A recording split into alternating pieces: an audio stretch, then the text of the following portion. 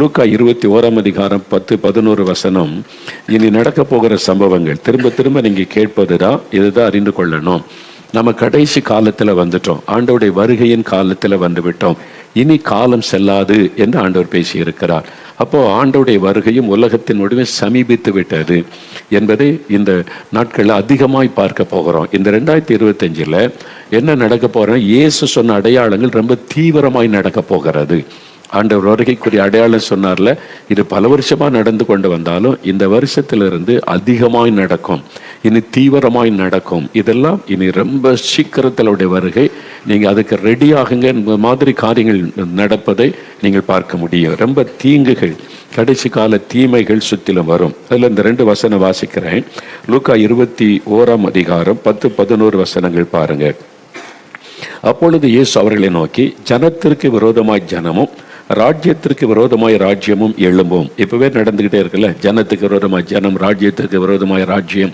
ஒரே தேசத்துக்குள்ள மக்களுக்கு மக்கள் சண்டை. மணிப்பூர்ல பார்க்கிறோம், பல தேசங்கள், இங்க மட்டுமல்ல பல தேசங்கள், மியான்மர்ல பார்க்கிறோம், வியட்நாமில் பார்க்கிறோம், பல தேசங்கள்ல ஜனத்துக்கு, ஒரே நாட்டுக்குள்ள ஜனத்துக்கு விரோதமாய் ஜனம் எழும்பி ரத்தம் சிந்துவது, கொடூரமான காரியம் நடக்க ஆரம்பித்திருக்கிறது.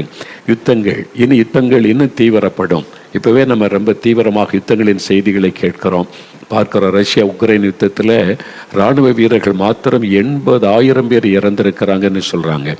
2 லட்சத்துக்கு அதிகமான பேர் உக்ரைனில் உள்ளவங்க இராணுவ வீரர்கள் காயப்பட்டிருக்கிறாங்கன்னு. அப்போ ரஷ்யாவில் ஏற்பட்ட மரணம் யோசித்து பாருங்க. அதே மாதிரி இஸ்ரேல் ஹமாஸ் யுத்தத்தில் எத்தனை ஆயிரம் பேர் இறந்து போனாங்க. தினந்தோறும் யுத்தத்தினால மரணங்கள், ரத்த சிந்துதல் நடந்து கொண்டே இருக்கிற செய்திகளை கேட்டுக்கொண்டு இருக்கிறோம். இன்னும் தீவிரமாகத்தான் செய்யும் இந்த யுத்தம். இந்த யுத்தத்தின் செய்திகள் இயேசு சொன்ன முக்கியமான அடையாளங்கள். அதனால அது தீவிரப்படும் இனி வர நாட்களில். அது மாத்திரம் அடுத்து ரொம்ப முக்கியமாக நீங்க அறிந்து கொள்ளணும். 11வது வசனத்தில் இயேசு சொல்றாரு, லூக்கா 21:11, பல இடங்களில் மகா பூமி அதிர்ச்சிகள்.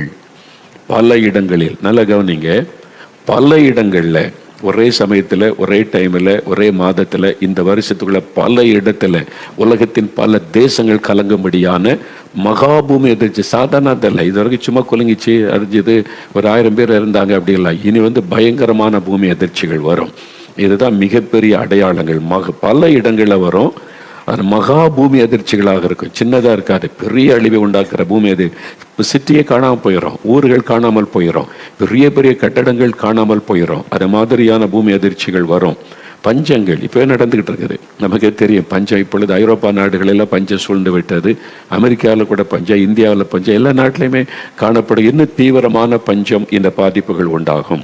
கொள்ள நோய்கள் உண்டாகும், இன்னும் கொள்ள நோய்கள் வரும்.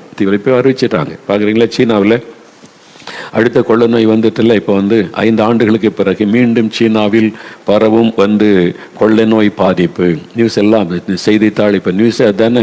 இப்போ இந்த ஃபர்ஸ்ட் வீக்கில் ஆரம்பிச்சிட்டுல. இன்னும் HMPV அப்படின்ற ஒரு வைரஸ்ன்னு சொல்றாங்க.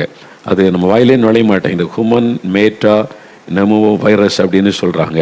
இது நிறைய குழந்தைகளை ரொம்ப பாதிக்குதுன்னு சொல்றாங்க, வயசானவங்களை பாதிக்குதுன்னு சொல்றாங்க. சீனாவில் ஆஸ்பத்திரியெல்லாம் நிரம்பி வழிகிறது. அது அங்கே உள்ள செய்தி வெளியே வராது, அது கம்யூனிஸ்ட் நாடு இல்லை. அதனால வெளியே உண்மையான செய்தி வராது. அது எப்படியோ உள்ள கசிந்து வந்தால் தான் உண்டு.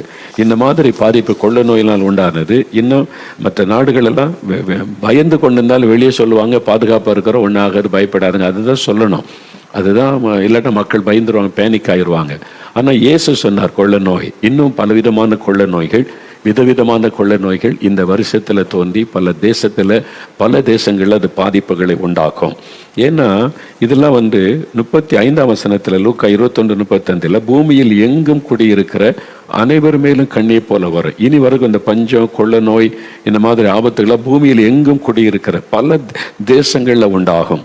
நல்லா இதை ஒரு இடத்துல உண்டாச்சு, இதை இந்த தேசத்தில் உண்டாச்சு, அங்கேதான் அது வந்தது அப்படின்னு. இனி பல பூமியில் எங்கும் ஒரு பாதிப்பை உண்டாக்குற காரியங்கள் இந்த கடைசி காலத்தில் நடைபெறும். இதெல்லாம் நம்ம பார்க்கிறோம். சரி, இந்த மாதிரிலாம் நடந்தால் எப்படிங்க அப்படின்னு கேட்டால், நீங்கள் ஒன்றும் பயப்படாதுங்க. ஆண்டவர் சொல்ல, பயப்படாதபடி, கலங்காதபடி எச்சரிக்கையாக இருக்கணும். நம்ம இப்போ பயப்படக்கூடாது, ஆனால் எச்சரிக்கையாக இருக்கணும், கவனமாக இருக்கணும் அப்படின்னு தான் இயேசு சொல்லி இருக்கிறார். அப்போ தேவ பிள்ளைகள் இது குறித்து கலங்காதபடி, ஆனால் எச்சரிக்கையாகவும் இருக்க மாட்டேங்கிறோம் நிறைய பேர். இந்த சிந்தையில் ஒரு மாற்றம் வரணும். இந்த நாட்களில் முக்கியமாக நீங்கள் நிறைய செய்திகளை பார்க்குறோம். வாக்குத்தத்த செய்தி அது மட்டுமே பார்த்து கொண்டு இருக்கக்கூடாது. இந்த வாக்குத்தத்த செய்தி, இந்த மாதிரி வாக்குத்தத்தங்கள், செய்திகள், ஜெபங்கள் ஏன் தெரியுமா? ஏன்னா இயேசு கிறிஸ்து வரும்பொழுது, மனுஷகுமாரன் வரும்பொழுது விசுவாசத்தை காண்பாரோ அப்படின்னு ஒரு வார்த்தை எழுதப்பட்டிருக்கிறாரு. அப்போ சாத்தான் உடைப்பது விசுவாசத்தை தான். ஆண்டவர் மேல வைக்கிற விசுவாசத்தை உடைப்பதற்கு என்ன, அதுதான் இந்த கடைசி காலத்தில் சாத்தான் தீவிரமாக செய்வான்.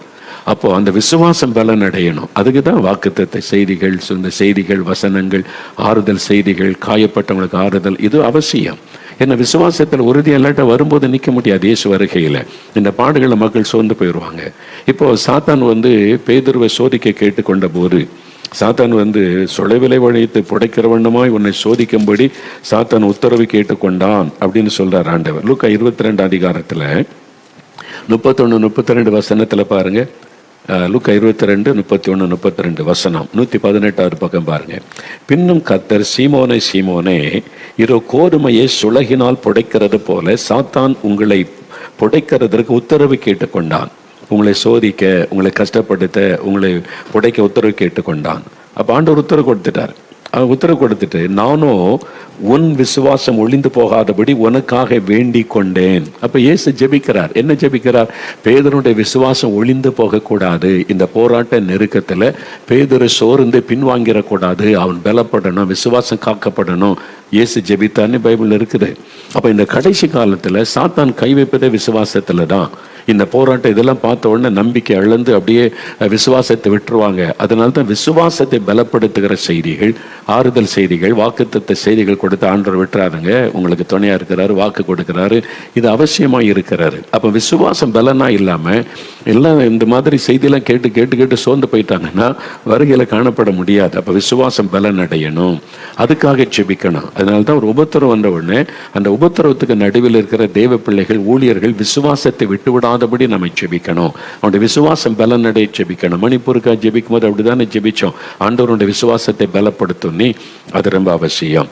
ஆனா அதை மட்டுமே பார்த்து கொண்டிருக்கக்கூடாது. இப்போ நம்ம ரொம்ப கவனம் செலுத்த வேண்டிய ஒரு காரியம், சமீபத்தில் யூடியூப்ல நீங்க பார்த்தீங்கன்னா பிரதர் வின்சென்ட் செல்வகுமார், அவங்க ஒரு தேவனுடைய தீர்க்கதரிசி. இந்த 2025 எப்படி இருக்கும் அப்படின்னு பேசியிருக்கிறாங்க. தீர்க்க தரிசன செய்தின்னு உடனே நீங்கள் போய் பார்த்தா இந்த நாட்டில் அது நடக்கும், அந்த நாட்டில் இது நடக்கும், இந்த அப்படி சொல்லுவாங்க, நீ பார்த்துருப்பீங்க. இல்லை, வசனத்தில் இருந்து உலக அளவில் என்ன நடக்கும், கடைசி காலத்தில் நம்ம எப்படி இருக்கணும், தேவனை என்ன எதிர்பார்க்கிற அந்த செய்தி தான் பேசியிருக்கிறாங்க.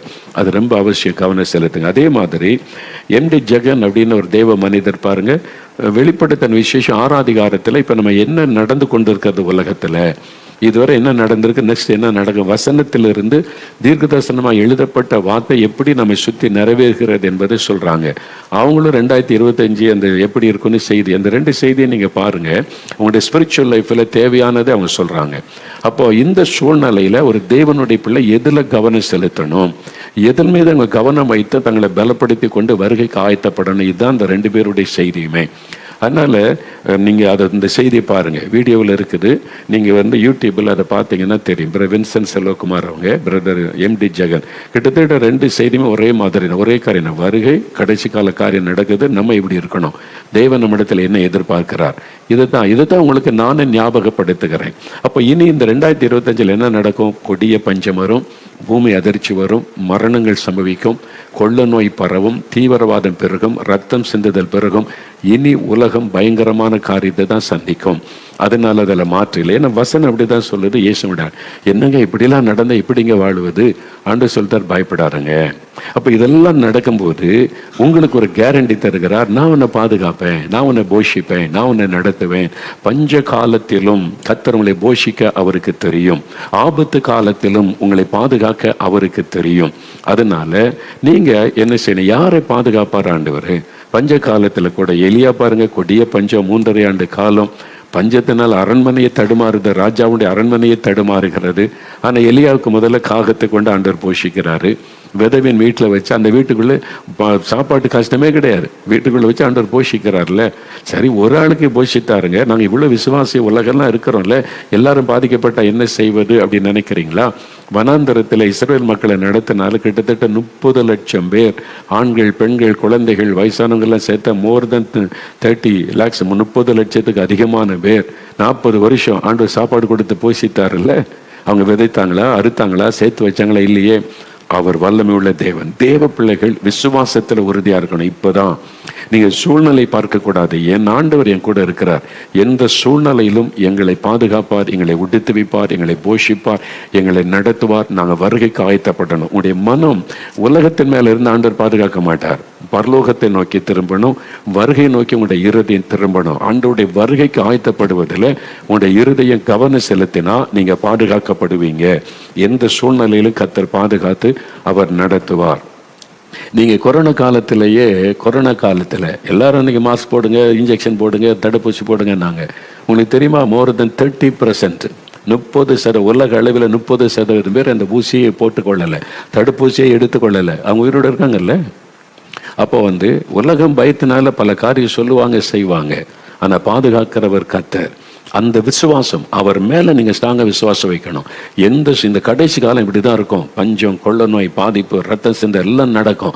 அதுக்கு மத்தியில கர்த்தர் என்னை பாதுகாப்பார், என் குடும்பத்தை பாதுகாப்பார். அதுல உறுதியா இருக்கணும். அதுக்கு என்ன செய்யணும்? தெய்வம் நம்ம பாதுகாக்கணும். அதுதான் உங்களுக்கு சொல்ல போறேன் இன்னைக்கு. நம்மளை கர்த்தருடைய பாதுகாப்பு எங்க மேல, குடும்பத்தின் மேல இருக்கணும்னா என்ன செய்யணும்?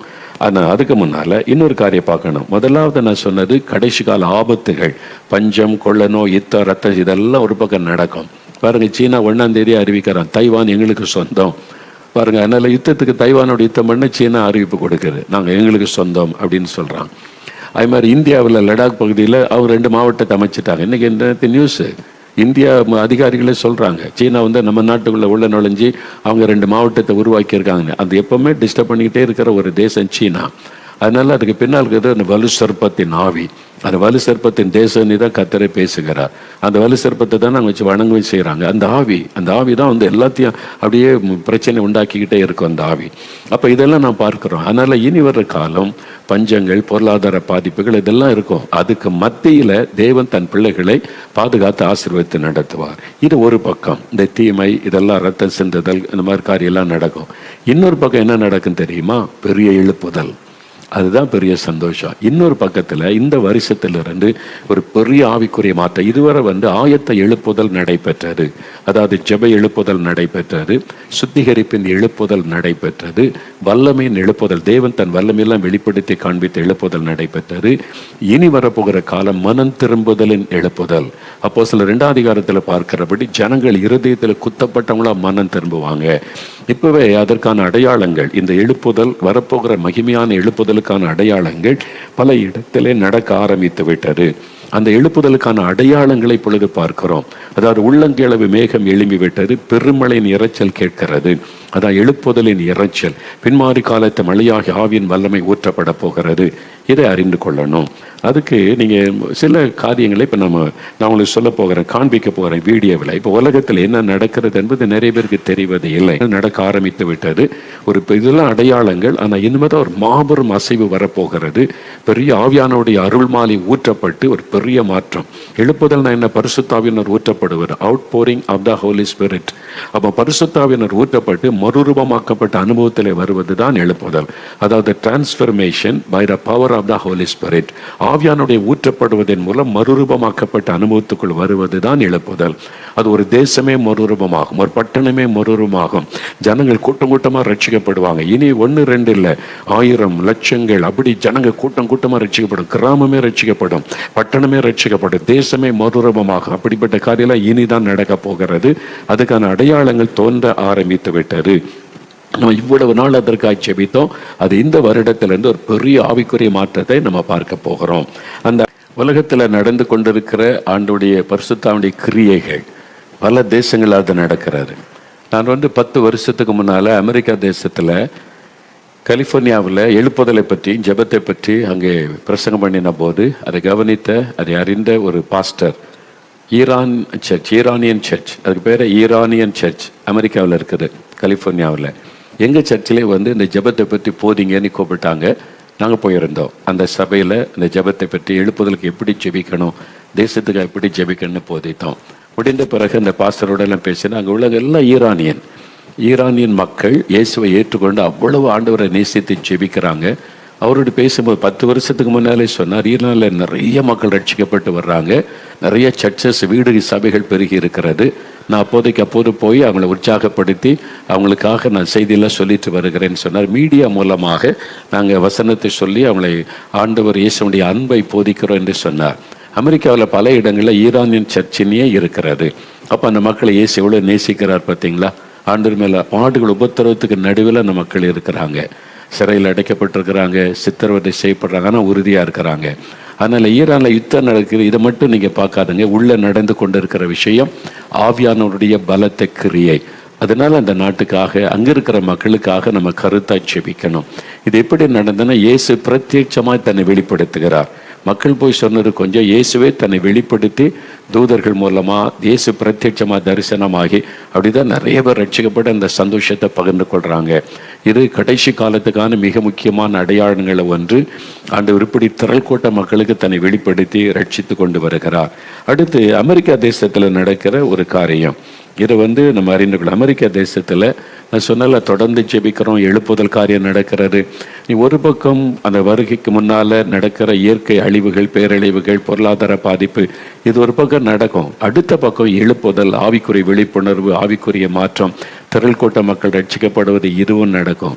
இந்த ரெண்டையுமே நம்ம பார்க்க அறிந்து கொள்ளணும். வேத புஸ்தகம் அதிகமாக இந்த வருஷத்தில் அமெரிக்காவில் மக்கள் வாங்கி வாசிக்க ஆரம்பிச்சிருக்கிறாங்க. அது ஏன்னா ஒரு பக்கம் கடைசி காலத்தில் நடக்க போகிற தீமைகள், கொடிதான காரியங்கள் நடக்கும், இது ஒரு பக்கம். இனிமேலாம் நீதி, நேர்மை இதெல்லாம் எதிர்பார்க்க முடியாது. கடைசி காலத்தில் மக்களுடைய மனசு எப்படி இருக்குன்னு 2 தீமையத்தில் சொல்லியிருக்குது. தற்பிரியராயும் பணப்பிரியராயும் வீம்புக்காரராயும் பொல்லாதவளதான் இருப்பாங்க. அதனால் இனிமேல்லாம் நல்ல பரிசுத்தமான ஆட்கள் ஆட்சிகளாக வருவாங்க அப்படிலாம் எதிர்பார்க்காதுங்க.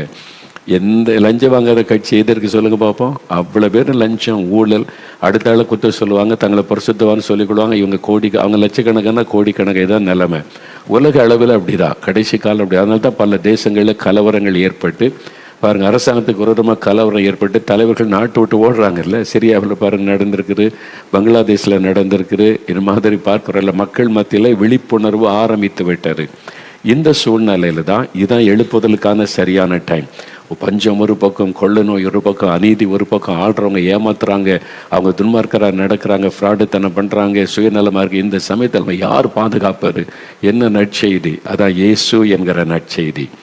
அதுக்கான சூழ்நிலை தான் இப்போ பார்க்குறோம். இதெல்லாம் கடைசி காலத்தில் நடக்கும். அதனால் இந்த காலத்தில் நாம் என்ன செய்யணும்? எழுப்புதலுக்கான காரியம் ஒரு பக்கம் வேகமாக நடக்குது. இனி வேகமான எழுப்புதல் மாற்றம், ஆவிக்குரிய மாற்றத்தை நீங்கள் பார்க்க போகிறீங்க. தமிழ்நாட்டில் பெரிய ஒரு ஆவிக்குரிய அலை மோத போகிறது. நாளை தினத்தில் சில முக்கியமான காரியம் சொல்லுவேன். நம்ம ஆண்டவர் என்ன பேசி இருக்கிறார், நம்ம என்ன செய்ய போகிறோம் இந்த ஊழியத்தின் மூலமாக என்பதும், உலக அந்த அளவில் என்ன நடக்க போகிறது, நாம் அதுக்கு எப்படி நம்ம ஆயத்தப்படுத்தி கொள்ள என்பதும் சொல்லப்படும். ஆனால் இந்த நாளில் சில காரியத்தை நம்ம வாசிக்கணும். சரி, இதான் சூழ்நிலை தேசத்தில். இந்த மாதிரி காரியம் ஒரு பக்கம் எழுப்புதல், ஆவியானவர் ஊற்றப்படுகிறார், ஜனங்க ரட்சிக்கப்படுறாங்க, தொடப்படுறாங்க. இன்னொரு பக்கம் பஞ்சம் பெருகிக்கிட்டே இருக்க, கொள்ள நோய், மிருகங்களால் வரக்கூடிய ஆபத்து, அது வெளிப்படுத்தின விசேஷத்தில் இருக்குல்ல, அதெல்லாம் விளக்குறாங்கல்ல. இன்னைக்கு ஒரே நாள் நியூஸ், இன்னைக்கு காலையில் நியூஸில் பாருங்கள், தமிழ்நாட்டில் ஒரு இடத்துல சிறுத்தையினால் தாக்கி ஒருத்தர் செத்துருக்கிறாங்க, கரடினால் தாக்கி ஒருத்தர் செத்துருக்கிறாங்க, யானை தாக்கி பாதிப்பு. இப்போ தொடர்ச்சி நியூஸ் வந்துக்கிட்டே இருக்கும். யானை ஒரு பக்கம் தாக்குது, கரடி ஒரு பக்கம் தாக்குது, சிறுத்தை ஒரு பக்கம் தாக்குது, முதலை ஒரு பக்கம் தாக்குது. மிருகங்களால் உண்டாகிற ஆபத்து தமிழ்நாட்டிலே எப்படின்னா உலகளவில் எடுத்துக்கொள்ளுங்க. வேத வசனம் கண் முன்னாலே நிறைவேறி கொண்டே இருக்கிறது. நீங்கள் தனித்தனியாக பார்க்குறதுனால பெருசாக எடுப்பதில்லை. மொத்தமாக சேர்த்து நீங்கள் பார்த்தீங்கன்னா வேத வசனம், தேசத்தில் நடக்கிற காரியங்கள், உலகளவில் நடக்கிற காரியங்கள் தெளிவாக விளங்கும். சமீப நாட்களை விமான விபத்துகள் பாருங்க, பெரிய பயத்தையும் ஆபத்தை உண்டாக்கி கொண்டு இருக்கிறதை பார்க்கிறோம். நம்ம நாட்டில் கடந்த வருஷத்துல ட்ரெயின் விபத்துகள் மாத்திரம் எத்தனை நடந்திருக்குது கணக்கு போட்டு பாருங்க. வாரத்துக்கு ஒரு விபத்து மாதிரி நடந்திருக்கிறன்னு பத்திரிகையில் எழுதியிருக்கிறாங்க. எந்தெந்த தேதி எங்க நடந்தது என்று. இந்த மாதிரி ஆபத்துகள் பெருகி கொண்டிருக்கிற ஒரு காலம். அப்போ இந்த மாதிரி காலத்துல நம்ம எப்படிங்க வாழுவது அப்படின்னு நினைக்கிறீங்களா? அதுக்கு வேத வசனத்தில் இயேசு என்ன சொல்லி இருக்கிறார் அப்படின்னு கவனிங்க. மத்தேயு 24:44, மத்தேயு 24:44, அதான் 38வது பக்கம் புதிய ஏற்பாட்டில் இந்த வசனத்தை பாருங்க. ஆண்டவர் ஒரு அழகான ஒரு வார்த்தை சொல்லுகிறார். நீங்கள் நினையாத நாளிகையிலே மனுஷகுமாரன் வருவார். இயேசு கிறிஸ்துவுடைய 2ஆம் வருகை. அதுக்கு தானே அடையாளங்கள் இப்போ நடக்கிறதெல்லாம் இயேசுடைய வருகைக்குரிய அடையாளம்.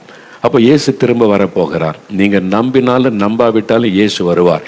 நீங்க நம்பினாலும் நம்பாவிட்டாலும் இயேசு தான் இந்த உலகத்தை நியாயந்திருக்க போகிறார். நீங்க நம்பினாலும் நம்பாவிட்டாலும் இயேசுடைய வருகை சமீபம். நீங்க நம்பினாலும் ஆயத்தமானாலும் ஆயத்தமாகாவிட்டாலும் இயேசு வரப்போகிறார். இதுல எந்த சந்தேகமும் இல்லை. ஆனால் தேவ பிள்ளைகள், வேதத்தை வைத்திருக்க கர்த்தருடைய பிள்ளைகள் இன்னும் நிர்விசாரமா அந்த சபைக்குள்ள அரசியல் பண்றது, போட்டி பொறாமை பண்றது, அநியாயம் பண்றது, நிர்வாகத்தில் ஏமாற்றுவது, ஊழல் பண்றது, அப்பாயின்மெண்ட்டுக்கு காசு, டிரான்ஸ்ஃபருக்கு காசு, நீ அநியாயம் பண்ணீங்க, நரகத்தின் அக்கனி தான் உங்களுக்கு. இனிமேலும் நீங்க நிர்விசாரமா இருப்பீங்களா? இன்னும் வேதத்தை கையில வைத்துக்கொண்டு தேவன் இவர் சொன்னதெல்லாம் கண்முன்னால நிறைவேறி கொண்டு இருக்கிறது.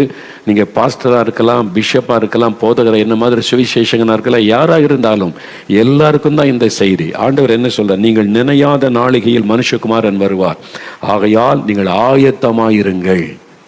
நீங்க ஆயத்தமா இருங்க, வருகையில இயேசுவை சந்திக்க. இப்போ ஒவ்வொரு நாளும் தேவ பிள்ளைகளுடைய மனதில் அதுதான் இருக்கணும், ஆயத்தம். பாஸ்டர்மார்கள் தயவு செய்து ஞாயிற்றுக்கிழமை ஒவ்வொரு ஆராதனையிலும் வருகையை ஞாபகப்படுத்துங்க, வருகைக்கு ஆயத்தப்படுகின்ற செய்தியை திரும்ப திரும்ப சொல்லுங்க.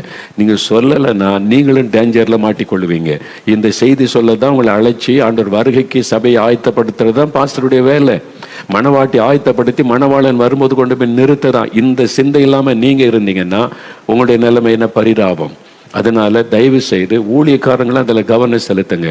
இயேசுடைய வருகை வாசற்படியில் வந்துட்டார். நடக்கிற சம்பவத்தை பார்த்தீங்கன்னா அதனால அப்படி ஆவியானவர் ஊற்றப்பட்டோன்னு எழுப்புதல் ஆரம்பிச்சதுன்னு வைங்க, டக்கு டக்குன்னு உலகம் ஒரு சில மாதத்துக்குள்ள மாறிடும். நான் நினைச்சேன், ஆண்டவரே, இந்தியா எவ்வளோ பெரிய தேசம், இத்தனை இன மக்கள், உலகமெல்லாம் இத்தனை கோடி மக்கள், 800 கோடி மக்கள், இவ்வளோ காரியெல்லாம் இருக்கிற எப்படி மாற்றம் வரும்? ஆண்டவர் சொன்னார் ஒரு நாள், மகனே, இந்த கொரோனா வந்துச்சுல, COVID-19 ஆமாம், எப்போ வந்துச்சு? அந்த டிசம்பர் மாதம் தான் அறிவிச்சாங்க. ஆனால் உலகத்தை உலகம் முழுது எப்போ பார்த்துச்சு? 3 மாதத்துக்குள்ள முழு உலகமும் முடக்கப்பட்டு விட்டார். ஒன்லி 3 months முழு உலகத்தையும் முடக்கி விட்டது ஒரு கொள்ளை நோய். முழு உலகமும் மூடப்பட்டு விட்டது, செயல்படாமல் போனது. உண்மைதானே? உங்களுக்கே தெரியும்ல. ஆண்டவர் சொன்னார், மனிதனால் உருவாக்கப்பட்ட ஒரு கிருமிக்கு அவ்வளோ வல்லமை இருந்தா பரலோகத்திலிருந்து இறங்கி வரப்போகிற ஆவியானவருக்கு எவ்வளோ பெரிய வல்லமை இருக்கும்.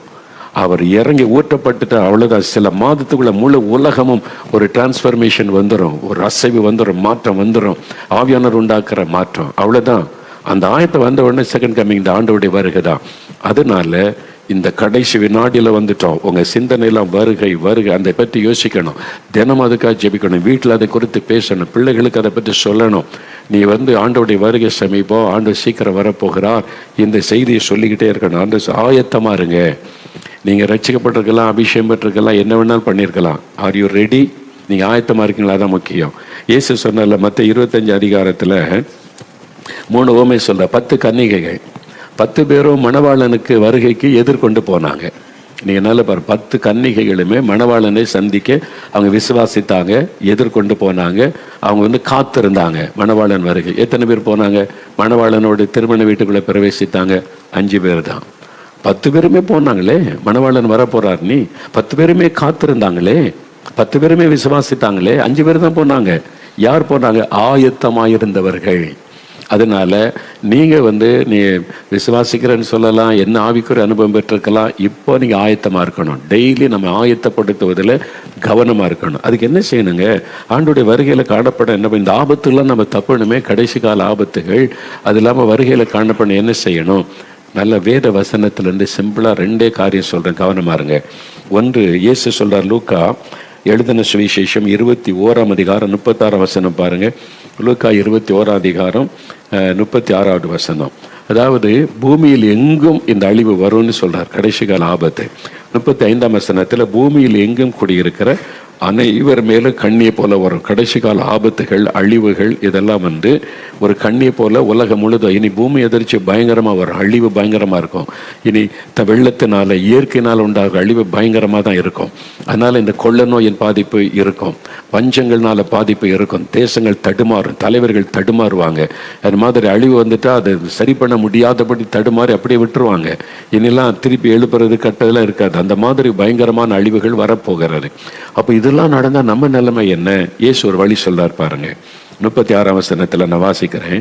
ஆகையால் இனி சம்பவிக்க போகிற இவைகளுக்கெல்லாம் நீங்கள் தப்பி இனிமே வரப்போகிற இந்த பூமி அதிர்ச்சி, யுத்தங்கள், கொள்ளை நோய்கள், பஞ்சங்கள், இந்த ஆபத்துகளுக்கு நீங்க தப்பி பாதுகாக்கப்பட ஒரு வழி சொல்றேன் அப்படின்னு இயேசு சொல்றார். நல்ல கவனிங்க, இது இயேசு சொல்லுவாரு. அப்போ இனி சம்பவிக்க போகிற இவைகளுக்கு நீங்கள் தப்பி நீங்க அழிஞ்சு போகாம பாதுகாக்கப்பட, அது ரெண்டாவது, மனுஷகுமாரனுக்கு முன்பாக வருகையில இயேசுக்கு முன்னால போய் நின்று சந்தோஷமாய் அவரை சந்திக்க ரெண்டு காரியம். ஆபத்துக்கு தப்பணும், வருகையில காணப்படணும். அதுக்கு ஒரு இயேசு ஒரு ஆலோசனை சொல்ல என்ன சொல்லுவாரு? எப்பொழுதும் ஜெபம் பண்ணி விழித்திருங்கள். இது இயேசு சொன்ன வார்த்தை. நல்ல கவனிங்க, இரண்டாம் வருகை பற்றியும் அடையாளங்களை பற்றியும் ஆபத்துகளை பற்றி சொல்லிக்கொண்டே வந்து ஃபைனலா சொல்றாரு, என் பிள்ளைகளே இனி இப்படிதான் இருக்கும், இனி ஆபத்து தான், இனி பயங்கரங்கள் தான் நடக்கும். ஆனா இதெல்லாம் நடக்கும்போது நீங்க பயப்படாதங்க, கலங்காருங்க. இதுக்கெல்லாம் நீங்க தப்புவிக்கப்படுவீங்க, நீங்க பாதுகாக்கப்படுவீங்க. அது உங்களை சேதப்படுத்தாது. என்ன வேணாலும் நடக்கட்டுங்க, ஆனா நீங்க பாதுகாப்பா இருப்பீங்க. உங்களுக்கு பாதுகாப்பை நான் தர்றேன். வருகையில நீங்க காணப்படுவீங்க. அதுக்கு என்ன செய்யணும் என்று சொல்றார். யார் காணப்படுவா, யார் தப்புவானா, எப்பொழுதும் ஜெபம் பண்ணி விழித்திருங்கள். இயேசு சொன்ன வார்த்தை. எல்லா தேவ பிள்ளைகள், தேவ மனிதர்கள் தயவு செய்து எழுதி கொள்ளுங்க, இருதயத்துல பதித்து கொள்ளுங்க. இயேசு சொன்ன முக்கியமான காரியம். அதனாலதான் இதை எப்பொழுதும் ஜெபம் பண்ணி விழித்திருந்தா அவங்க தப்புவிடுவாங்க, அவங்க வருகையில காணப்பட்டுருவாங்க. இதை தடுக்க தான் பிசாசு என்ன பண்ண, ஜபம் தேவையில்லை, கண்ணீர் தேவையில்லை, உபவாசம் தேவையில்லை, எப்பவும் சந்தோஷமா இரு, டான்ஸ் ஆடிக்கிட்டே இரு. ஆமா, ஆடிக்கிட்டே இரு. அழிவு வரும்போது புதஞ்சு போயிடுவேன். கவனித்து ஜெபிக்காம வெறும் டான்ஸ் ஆடிக்கிட்டு பாட்டு பாடிக்கிட்டு சும்மா இருக்கலாம். இருங்க, ஆபத்து வரும், அன்னைக்கு மாட்டுவீங்க. தயவு செய்து மனுஷனுடைய வார்த்தை, மனுஷனுடைய விளக்கத்தை பார்க்காதங்க. இயேசு என்ன சொல்றான்னு கவனிங்க. இயேசு இதெல்லாம் சொல்லி கொண்டு வரும்போது நீங்க தப்பணும், நீங்க வருகையில காணப்படணும். ஒரு எப்பொழுதும் ஜெபம் பண்ணுங்க. அப்படின்னா காலையில ஜெபி, மத்தியானம் ஜெபி, மாலையில ஜெபி, காலையில எழுதி ஒரு 2 மணி நேரமா காத்திருந்து ஜெபிங்க. அப்புறம் போகும்போது வரும்போது எப்பொழுதும் ஜெப நிலைமையில இருங்கன்னா இயேசுவோட தொடர்புல இருங்க. எப்பொழுது என்னங்க ஜெபிக்கிறது, எதுக்குங்க நம்ம ஜெபிக்கணும் அப்படின்னு நினைக்கிறீங்களா? நல்ல கவனிங்க. முதல்ல ஜெபிக்கணும், ரெண்டாவது சுவிசேஷம் அறிவிக்கணும். சுவிசேஷத்தை அறிவிக்கணும். மத்தேயு 24ஆம் அதிகாரம், மத்தேயு 24ஆம் அதிகாரம் 14வது வசனத்துல இயேசு என்ன சொல்றாரு பாருங்க. மத்தேயு 24:14 ராஜ்யத்தினுடைய இந்த சுவிசேஷம் பூலோகம் எங்கும் உள்ள சகல ஜாதிகளுக்கும் சாட்சியாக பிரசங்கிக்கப்படும், அப்பொழுது முடிவு வரும். அப்போ உலக முடிவடைறதுக்கு சுவிசேஷம் எல்லாருக்கும் அறிவிக்கப்படணும். இயேசு சொல்றாருல, அப்போ முடிவரனா இந்த ராஜ்யத்தின் சுவிசேஷம். இயேசுதான் ராஜாதி ராஜாவை வரப்போகிறார், முழு உலகத்தை ஆளுகை செய்ய போகிறார். அவர் பூமியை ஆட்சி பண்ண போகிறார். இந்த சாத்தானுடைய ஆட்சியெல்லாம் முடிய போகிறது. எல்லா பிசாசு, மந்திரவாதம் எல்லாம் அழிய போகிறது. இப்போ தங்களை தெய்வமாய் காண்பிக்கிற அசுத்தாபிகள், பிசாசுங்கிறர்கள் எல்லாம் இல்லாமல் போயிடும். உலகம் முழுதுக்கு ஒரே ரட்சகர், ஒரே ஆண்டவர், ஒரே நியாயாதிபதியா இயேசு ஆளுகை செய்ய போகிறார். இந்த செய்தி எல்லாருக்கும் சொல்லப்படணும். அப்போ 2 காரியம், ஒன்று ஜபம், இன்னொன்று சுவிசேஷம். இந்த 2ல நீங்க கவனம் செலுத்தணும். தேவ பிள்ளைகள், தேவ ஊழியர்கள், இந்த 2 யார் செய்து கொண்டே இருப்பீங்களோ வருகையில நீங்க காணப்படும். அவங்க காதலை சத்தம் கட்டாயம் துணிக்கும். எதனால இதை செய்யணும், எதனால ஜெபிக்கணும், எதனால சுவிசேஷம் அறிவிக்கணும்? ஏன் தெரியுமா? 2 பேதுரு 3ஆம் அதிகாரம் எடுங்க. 2 பேதுரு 3ஆம் அதிகாரம் 9வது வசனம். 2 பேதுரு 3ஆம் அதிகாரம் 9வது வசனம் பாருங்களேன். அந்த வசனம் இது 324வது பக்கம் புதிய ஏற்பாட்டில் நான் வாசிக்கிற பாருங்க. தாமதிக்கிறார் என்று சிலர் எண்ணுகிறபடி கர்த்தர் தமது வாக்குத்தத்தத்தை குறித்து தாமதமாயிராமல் ஒருவரும் கெட்டு போக மனம் திரும்ப வேண்டும் என்று விரும்பி நம்மேல் நீடிய பொறுமை உள்ளவராயிருக்கிறார். சிலர் சொல்லுவாங்க, இப்படிதான் சொல்லுவாங்க, நான் சின்ன வயசு 50 வருஷத்துக்கு முன்னாலே சொன்னேன், இயேசு வரப்போறார், இப்போ வந்துடுவார். நாங்க 100 வருஷத்துக்கு முன்னாலே சொன்னாங்க. இப்படிதான் சொல்லுவாங்கன்னு நினைக்கலாம். ஏன் தாமதிக்கிறார்? அது வசனத்துல இருக்கு. ஏன் அவர் வர தாமதிக்கிறார் தெரியுமா? ஆண்டவர் சொல்றார், எல்லாரும் மனதின்மை ரட்சிக்கப்படணும், ஒரு ஆத்மாவும் நரகத்தில் அழிஞ்சிடக்கூடாதுன்ற பாரம், ஆத்மாக்களை குறைத்த பாரத்தோட யாரும் அழிஞ்சு போயிடக்கூடாது, நரகத்தின் அக்கினியில போயிடக்கூடாது, எல்லாரும். அதான் மனம் திரும்ப வாய்ப்பு கொடுக்கிறார். அவன் சொன்னால ஈரான்ல இருக்க மக்கள் தீவிரவாதிகளை மனம் திரும்ப இயேசு வாய்ப்பு கொடுக்கிறார். மனம் திரும்பாத பட்சத்தில் அழிவுதான். மனம் திரும்பாம சோதம் குமர அழிஞ்சு போச்சு. மனம் திரும்பினால நினிவே பட்டணம் ரட்சிக்கப்பட்டது. மனம் திரும்பினாதான் தேவ இறக்கம் கிடைக்கும். மனம் திரும்பாதவங்களுக்கு சோதம் குமர அழிவு தான். ஆனால் மனம் திரும்பிட்டா மக்களுக்கு ஆண்டவர் இறக்க செய்வார். அப்போ எல்லாரும் மனம் திரும்ப வேண்டும் என்று அவர் நீடிய பொறுமை உள்ளவராக இருக்கிறார். அப்போ சுவிசேஷம் அறிவித்து ஜனங்க மனம் திரும்பி ரட்சிக்கப்படும். இதான் ஆண்டவருடைய விருப்பம். அதுக்கு தான் ஜெபிக்கணும். 1 தீமோத்தேயு 2:3 என்ன சொல்லப்பட்டிருக்கிறது? எல்லாரும் ரட்சிக்கப்படவும் சத்தியத்தை அறிவும் தேவன் சித்தமுள்ளவராக இருக்கிறார். அதனால எல்லாருக்காக ஜெபிங்க. 1 தீமோத்தேயு 2:1 எல்லா மக்களுக்காக ஜெபிங்க. எல்லாரும் பார்க்குறவங்க எல்லாம் ரட்சிக்கப்படணும்னு ஜெபிங்கன்னு வசனம் சொல்லுது இல்லை? அதுக்கு தான் இடைவிடாமல் ஜெபிக்கணும். பார்க்குற மக்களுக்கெல்லாம் ஜெபிங்க. ஆண்டவரே, இவங்க ரட்சிக்கப்படணுமே, இவங்க ரட்சிக்கப்படணும், இவங்க மனம் திரும்பணும். பாரத்தோடு ஆத்துமாக்களுக்காக ஜெபித்து கொண்டே இருக்கணும். சுவிசேஷத்தை சொல்லிக் கொண்டே இருக்கணும். 2025 தினமும் ஜெபிங்க, எப்பொழுதும் ஜெபிங்க, ஆத்துமாக்களுக்காக ஜெபிங்க, எல்லாரும் ரட்சிக்கப்பட ஜெபிங்க.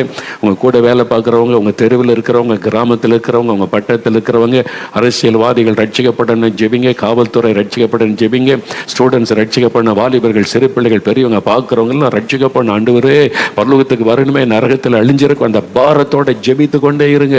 அதுதான் ஒரே வழி. நீங்க பாதுகாக்கப்பட சுவிசேஷத்தை அறிவிங்க. தினம் ஒரு ஆளுக்கு சொல்லுங்க, தினம் ஒரு ஆளுக்கு சுவிசேஷம் சொல்லுங்க. எனக்கு பேச தெரியும், வெக்கமா இருக்குதுன்னீங்கன்னா ஒரு ட்ராக்ஸ் பாக்கெட்ல வைங்க. உங்களுக்கு வேணா நாங்கள் இலவசமாக அனுப்புகிறோம். நிறைய பேர் செய்ய ஆரம்பிச்சுட்டாங்க.